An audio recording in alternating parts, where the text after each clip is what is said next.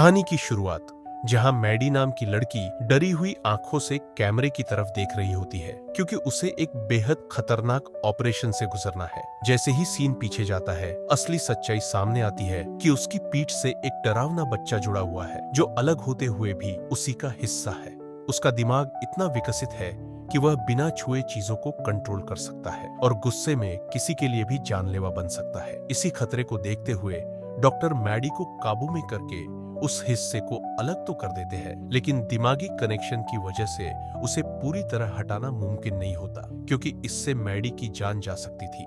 इसलिए मजबूरी में उस बच्चे के दिमाग का हिस्सा मैडी की खोपड़ी के अंदर ही सिल दिया जाता है। यहीं से कहानी 20 साल आगे बढ़ती है, जहां मैडी अब बड़ी होकर एक खूबसूरत महिला बन चुकी है और मां बनने वाली है, लेकिन उसे बिल्कुल अंदाजा नहीं कि आगे क्या होने वाला है।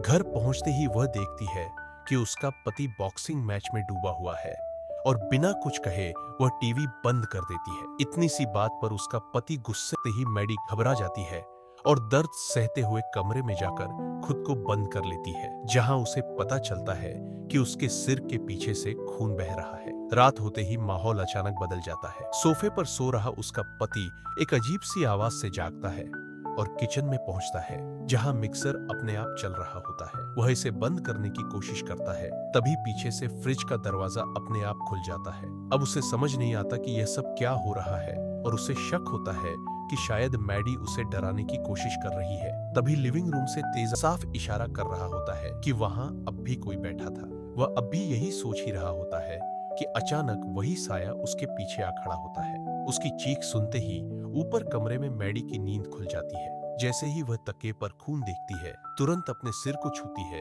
और समझ जाती है कि खून अभी भी बह रहा है और घबरा कर नीचे भागती है। नीचे पहुंचते ही वह देखती है कि उसके पति की गर्दन मुड़ी हुई है और वह अजीब हालत में मरा पड़ा है।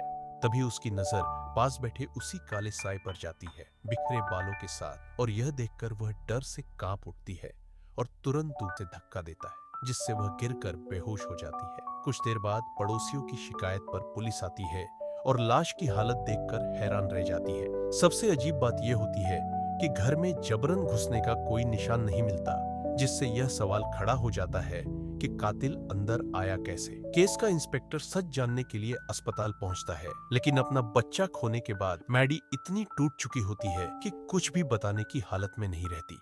करीब 15 दिन बाद जब वह घर लौटती है तो अजीब घटनाएं फिर शुरू हो जाती है। घर के बाहर की स्ट्रीट लाइट अपने आप टिमटिमाने लगती है और उसे दूर एक काले कपड़ों वाला आदमी अपनी तरफ आता दिखाई देता है। डर के मारे वह तुरंत नीचे भागती है और सारे दरवाजे खिड़कियां बंद कर देती है। लेकिन जैसे ही वह कपड़े धोने जाती है, शीशे में उसे एक अजनबी औरत का चेहरा दिखता है।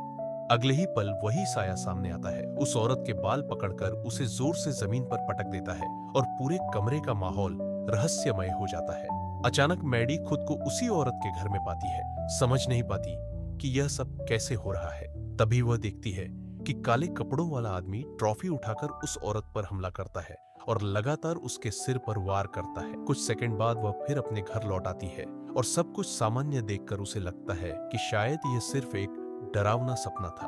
लेकिन यहाँ ट्विस्ट यह है कि जो कुछ मैडी देख रही थी वह सपना नहीं बल्कि असली घटनाएं थी। थोड़ी ही देर में पुलिस पहुंचती है और जांच में सामने आता है कि मैडी के पति और उस औरत दोनों की हत्या एक ही तरीके से हुई है, जिससे साफ हो जाता है कि कातिल एक ही है। जिस औरत की हत्या हुई उसका नाम ग्लेन था, वही डॉक्टर जिसने 20 साल पहले मैडी का ऑपरेशन किया था। उसके घर से पुराने मरीजों की फाइलें मिलती है और यहीं से शक गहराता है कि कातिल उन्हीं में से कोई हो सकता है। इंस्पेक्टर सभी फाइलें स्टेशन ले जाकर एक एक केस खंगालने लगता है। उधर मैडी के साथ डर खत्म नहीं होता। रात को जब वह सोती है तो अचानक खुद को एक अजनबी मोटे आदमी के पास लेटा पाती है।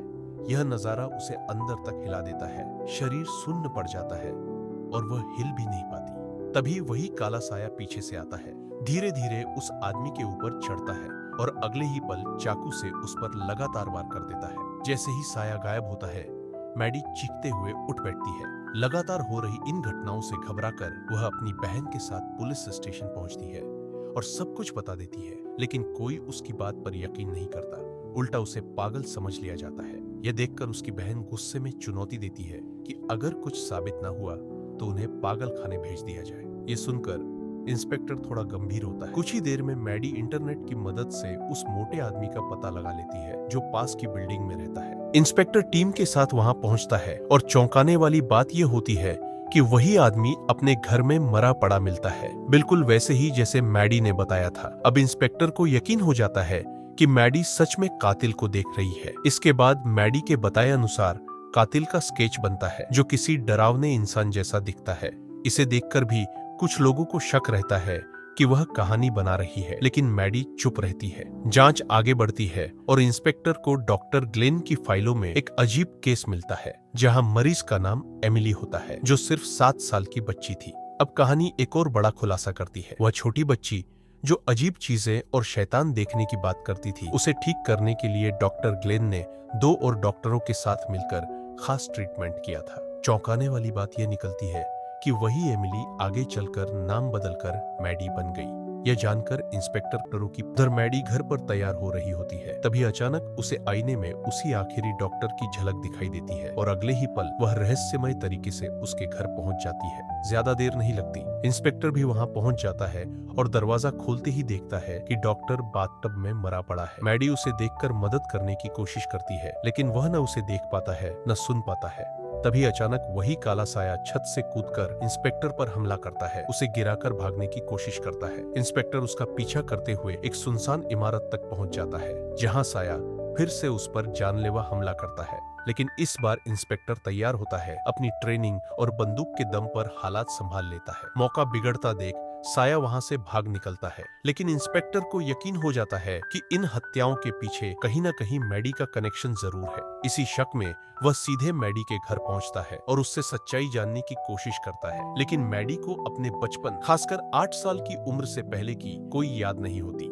आखिरकार सच्चाई तक पहुंचने के लिए एक साइकोलॉजिस्ट को बुलाया जाता है जो हिप्नोसिस के जरिए उसकी पुरानी यादें वापस लाने की कोशिश करता है। जैसे ही मैडी अपनी यादों में जाती है, सब कुछ साफ होने लगता है। उसे याद आता है कि ऑपरेशन से पहले उसके सिर के पीछे जो बच्चा जुड़ा था वह उसे गैब्रियल कहता। कहानी फिर पलटती है। ऑपरेशन के बाद जब गैब्रियल को मैडी के सिर के अंदर दबा दिया गया तो उसका सीधा कंट्रोल खत्म हो गया, लेकिन बदले की आग नहीं। वह किसी दूसरे शरीर का इस्तेमाल करके उन डॉक्टरों को मारने लगा जिन्होंने उसे कैद किया था। यह सुनकर इंस्पेक्टर को बात अजीब लगती है और उसे शक होता है कि मैडी कुछ छुपा रही है। तभी अचानक छत से एक औरत नीचे गिरती है और माहौल पूरी तरह बदल जाता है। मैडी टूट जाती है और बाकी लोग भी हैरान रह जाते हैं। अब तक जो मैडी को निर्दोष मान रहे थे उनका शक उसी पर जाने लगता है, क्योंकि जांच में पता चलता है कि उसके घर की छत पर एक औरत को कैद करके रखा गया था और वहीं से खून से जुड़े सबूत भी मिलते हैं। ऐसे में पुलिस बिना देर किए मैडी को हिरासत में ले लेती है। मैडी बार बार यही कहती रहती है कि उसने कुछ नहीं किया, ये सब गैब्रियल ने किया है, लेकिन कोई उसकी बात मानने को तैयार नहीं होता। तभी इंस्पेक्टर को एक अनजान कॉल आता है और के लिए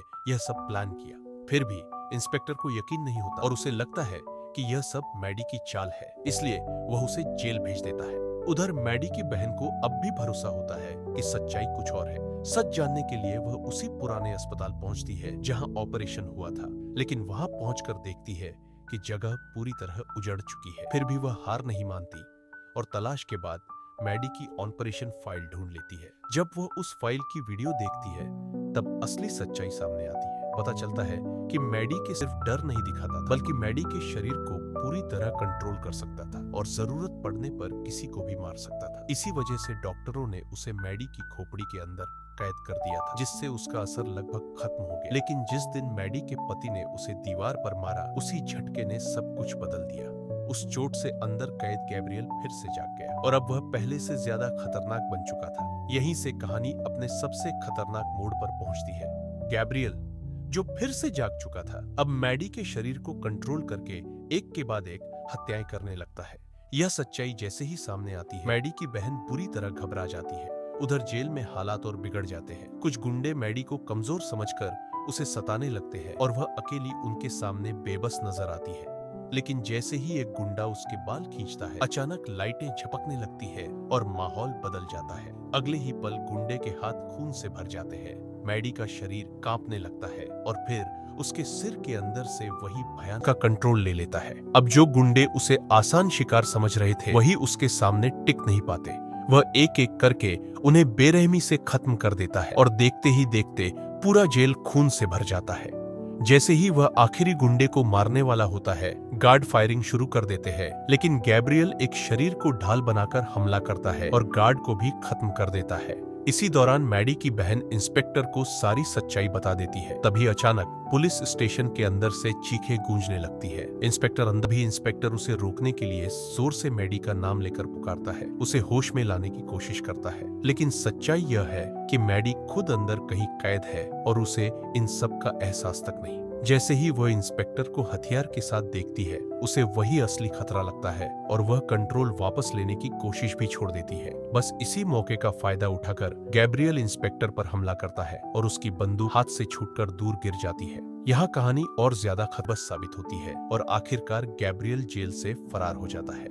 अब इंस्पेक्टर समझ जाता है कि उसका अगला निशाना वही औरत है जो मैडी के घर की छत से गिरी थी और वह उसे खत्म करने के लिए अस्पताल जरूर जाएगा। उधर मैडी की बहन पहले ही अस्पताल पहुंच जाती है ताकि उस औरत को सुरक्षित जगह पर ले जा सके, लेकिन बाहर तैनात पुलिस सख्त आदेशों की वजह से उसे अंदर नहीं जाने देती। तभी अचानक कॉरिडोर की लाइटें टिमटिमाने लगती है और एक पुलिस वाला अपने सीने को पकड़कर झुक जाता है। मैडी की बहन उसे संभालने के लिए आगे बढ़ती है, लेकिन अगले ही पल उसके सीने में जोरदार वार होता है और वह वहीं ढेर हो जाता है। यह देखकर वह डर के मारे भागती है और कमरे का दरवाजा बंद करने लगती है, लेकिन तभी गैब्रियल वहां पहुंच जाता है। एक जोरदार लात से दरवाजा टूट जाता है और अंदर आते ही वह कमरे की सारी इलेक्ट्रॉनिक चीजें तबाह कर देता है। अब माहौल पूरी तरह डरावना हो चुका होता है और मैडी की बहन कांपने लगती है। गुस्से में गैब्रियल चाकू निकालकर उसकी तरफ बढ़ता है, जबकि अंदर कहीं मैडी उसे रोकने की कोशिश में चिल्ला रही होती है। तभी इंस्पेक्टर मौके पर पहुंचता है और बिना देर किए 2 गोलियां चलाकर गैब्रियल को घायल कर देता है। वह उसे खत्म करने ही वाला होता है कि मैडी की बहन बीच में आकर उसे रोक देती है, लेकिन यही गलती भारी पड़ती है। अगले ही पल गैब्रियल पलटवार करता है और चाकू से इंस्पेक्टर की छाती पर वार कर देता है, जिससे वह जमीन पर गिर जाता है। अब हालात ऐसे बन जाते हैं कि मैडी की बहन बिल्कुल अकेली रह जाती है।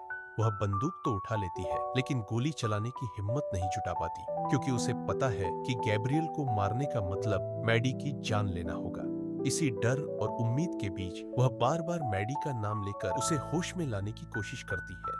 अब सवाल यही है कि क्या मैडी खुद को वापस कंट्रोल में ला पाएगी या फिर गैब्रियल सब कुछ खत्म कर देगा। लेकिन यहाँ क्लाइमैक्स पूरी तरह पलट जाता है। गैब्रियल ने मैडी के शरीर पर पूरा कंट्रोल जमा रखा होता है और अचानक हॉस्पिटल बेड कर नहीं पा रही और उसकी बहन यह बात समझते हुए आखिरी बार उसे होश में लाने की कोशिश करती है। वह दर्द में भी उसे याद दिलाती है कि उसी की वजह से उसके बच्चे नहीं बचे और यही बात मैडी के अंदर दबे गुस्से को जगा देती है। जैसे ही यह सच्चाई साफ होती है, मैडी पूरी ताकत से अपने शरीर का कंट्रोल वापस लेने की कोशिश करती है, लेकिन तभी गैब्रियल उसकी बहन को गोली मार देता है और मुड़कर बिस्तर पर पड़ी उस औरत को भी खत्म कर देता है। यहीं से असली टर्न आता है। गैब्रियल के अंदर अचानक मैडी की आवाज गूंजने लगती है और उसे महसूस होता है कि अब हालात बदल रहे हैं। उसे समझ आ जाता है कि मैडी जाग चुकी है और कंट्रोल वापस ले रही है। जब उसे एहसास होता है कि बहन अभी जिंदा है, तो वह ताकत से वह उसे काबू में कर लेती है और हमेशा के लिए अपने अंदर कैद कर देती है। जैसे ही यह होता है, उसके सिर का पिछला हिस्सा अपने आप बंद होने लगता है और गैब्रियल का चेहरा हमेशा के लिए गायब हो जाता है। धीरे धीरे सब शांत हो जाता है, हालात सामान्य होने लगते हैं और यही इस कहानी का दमदार अंत हो जाता है।